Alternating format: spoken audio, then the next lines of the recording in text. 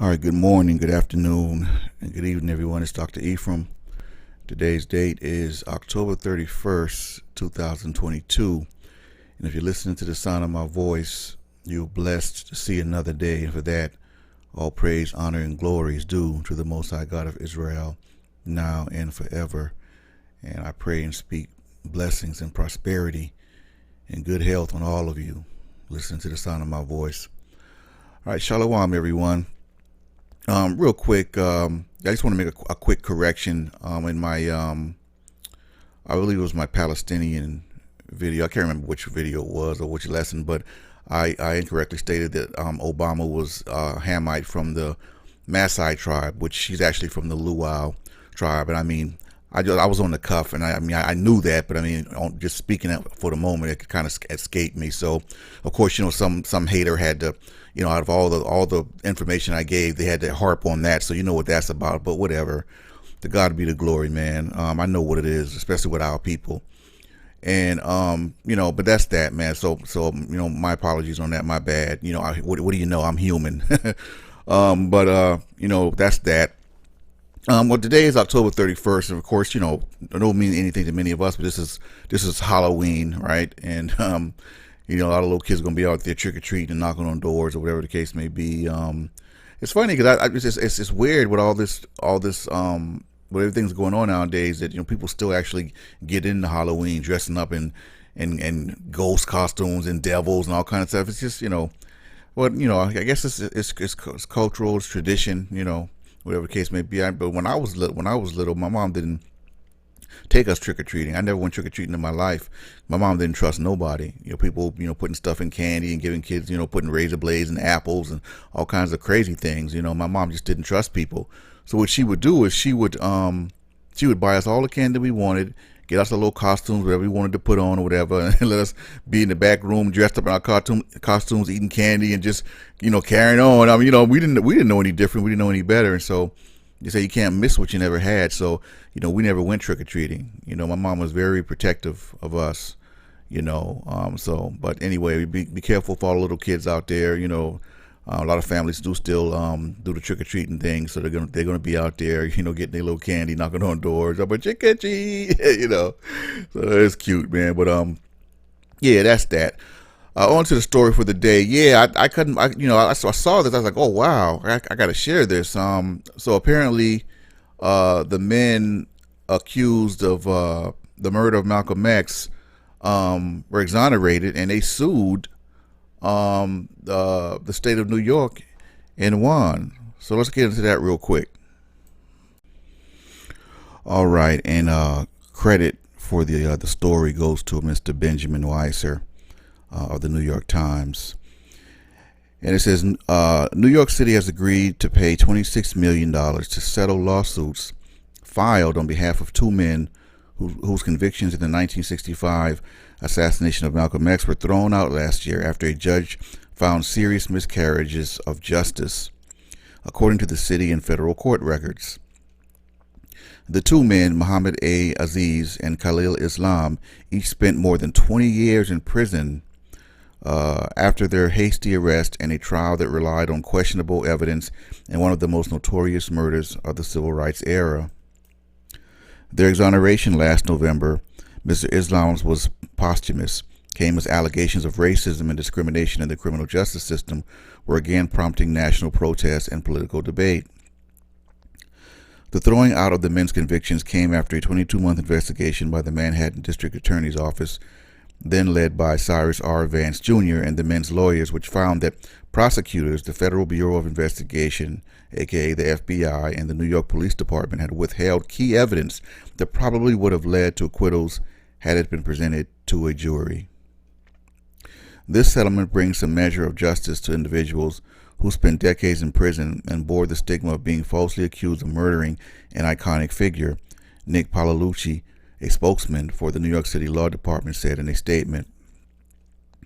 Based on our review, Mr. Paolucci said, this office stands by the opinion of former Manhattan District Attorney Vance, who stated, based on his investigation, that there is one ultimate conclusion.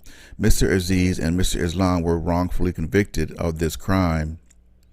Mr. Paolucci and David B. Shanies, a lawyer for the two men, said the settlement will be split evenly between Mr. Aziz, who was released in 1985 and is now 84, and the estate of Mr. Islam, who was released in 1987 but died in 2009 at the age of 74. Wow. It says Mr. Shani said the settlement was significant not only because of the historic nature of the underlying crime and the degree of government misconduct, but also because it took more than 50 years to rectify the injustice, more than a decade after Mr. Islam's death. It's tragic that he died never knowing that his name would be cleared, Mr. Shani said. So, given the importance of the case and the immense length of time that this wrongful conviction lingered, it was important for the government to act quickly to do what was within its power to make it right. Mr. Shanies and his colleague, Deborah I. Francois, represented Mr. Aziz and Mr. Islam's family in the lawsuits. They, along with the Innocence Project, also collaborated with Mr. Vance's office in the investigation that led to the vacating of their convictions. Barry Scheck, the co-founder of the Innocence Project, referred to long-held doubts about the men's convictions, said this was an exoneration in plain sight. Historians had long determined that these two men were wrongfully convicted. This case should have been overturned decades ago, added Mr. Scheck, who worked on the investigation with his colleague Vanessa Potkin. Mr. Shani said New York State had reached separate $5 million settlements for each of Mr. Aziz and Mr. Islam's estates. The agreement reached with the law department, which is led by Sylvia O'Rines Radix, who was the city corporate counsel, was also approved by the city comptroller, Brad Lander, according to Mr. Paolucci. The settlements came quickly, less than 4 months after the lawsuits were filed in U.S. District Court in Brooklyn. The deal followed confidential negotiations between the parties this month that were overseen by the Robert M. Levy, a federal magistrate judge in Brooklyn, according to entries in the federal court docket there. The negotiations ended with Judge Levy recommending a settlement to both sides, the docket shows. They said the city has paid millions in recent years to settle wrongful conviction and incarceration lawsuits. In 2014, the city paid $41 million to 5 men whose convictions were overturned in the brutal 1989 beating and rape of a female jogger in Central Park, roughly $1 million for each year the men spent in prison. The settlement of Mr. Aziz and Mr. Islam recalls America's civil rights history. Malcolm X had been a fiery and prominent member of the Nation of Islam, which promoted racial separatism. Many members replaced their surnames with the letter X to replace identities their families had lost in slavery. Malcolm X was born Malcolm Little. In 1965, a year after having broken with the Nation of Islam, he was launching the Organization of Afro-American Unity and gave a speech about it at the Audubon Ballroom in Washington Heights on February 21st. Shortly after he began to speak, he was attacked by 3 gunmen. Arrests quickly followed. Doubts about the conviction of Mr. Aziz and Mr. Islam had been raised for years. Mr. Aziz and Mr. Islam were convicted along with the third man, Muhammad Abdul Halim, at the 1966 trial, during which all 3 men testified and denied the allegations against them. But Mr. Halim later testified again and admitted involvement in the murder and said Mr. Aziz and Mr. Islam were innocent. Last November, Ellen Bibin, the state Supreme Court judge who granted the men's motions to vacate their convictions, said, "I regret that this court cannot fully undo the serious miscarriages of justice in this case and give you back the many years that were lost." And that is the end of that. So shout out to those brothers and their families for getting their convictions overturned. But now I guess the question remains answered, other than that one brother who admitted involvement, who was involved in the assassination plot of Malcolm X, right? It's like, he was assassinated in 1965 before a majority of us was even born. It was like, wow. But I don't know, man. I seen the movie, and it seems like there was witnesses to this shooting, because the men that shot him did it in front of everybody. I never heard anyone that was actually there talk about this.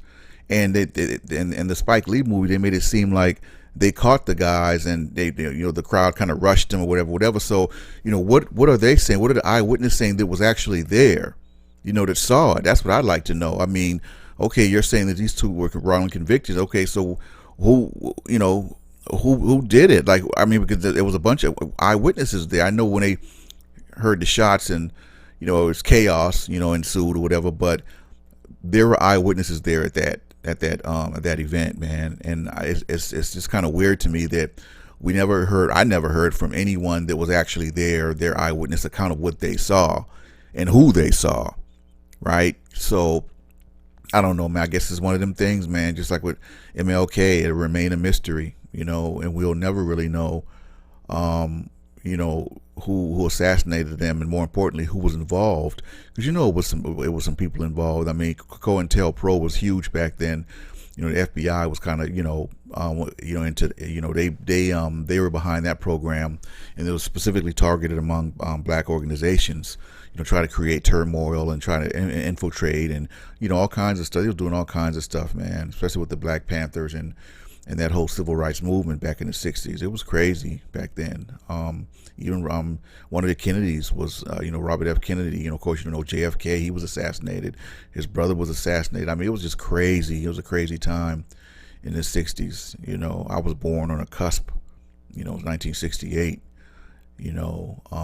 But yeah, that's that, man. It's just sad because, our people, man. We will not stick together for nothing. Jealousy, hate, and envy, man. It's probably a couple of the oldest spirits in existence. Going way back to Cain killing Abel, giving us the first recorded murder, right? Because of his jealousy of Abel. He killed his own brother. And we're supposed to be our brother's keeper, but this has been going on since the beginning of time, man. The Bible says there's nothing new under the sun, and that's so true. And it's just sad that we can't,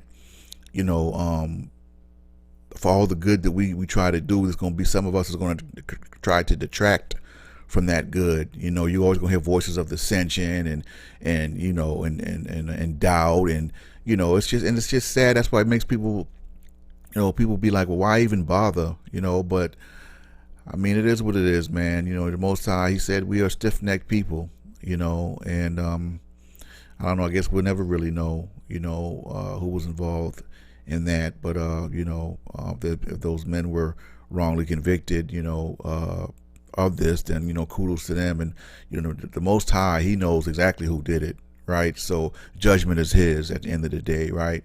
So like He says, He will repay. Vengeance is mine, says the Lord. I will repay. And as humans, sometimes we get in our flesh, and people do something wrong to us, and we want to we don't want to wait for the Most High. We want to get them right now, But He tells us, hey, man, just be still and know that I am God.